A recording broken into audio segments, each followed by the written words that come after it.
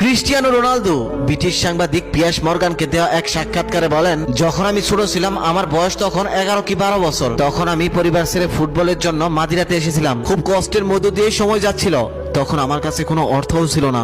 সারাদিন খেলাধুলা করার পর মধ্যরাতে আমার ভীষণ ক্ষুধা লাগতো। আমাদের স্টেডিয়ামের পরে একটা ম্যাকডোনাল্ডের দোকান ছিল। প্রতি রাতেই রাত 10:30 কিংবা 11টার দিকে আমি সেই দোকানের পিছনের দরজায় গিয়ে নক করতাম আর বলতাম, হেই, তোমাদের কাছে কি কোনো অবশিষ্ট বার্গার আছে?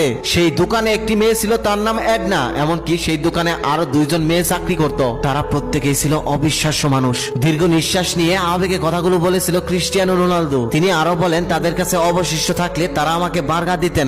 এমনকি এক পর্যায়ে প্রত্যেক দিন তারা আমার জন্য একটি বার্গার রেখেই দিতেন। পরে আমি তাদেরকে অনেক খুঁজেছি, কিন্তু কোথাও খুঁজে পাইনি। আমি মাদিরা ছেড়ে যাওয়ার কিছুদিন পরে ওই দোকানটি বন্ধ হয়ে যায়। আমি পরে পর্তুগালের কিছু লোকের সাথে কথাও বলেছি, তবে তাদের কোনো খোঁজ পাওয়া যায়নি। আশা করি আজকের এই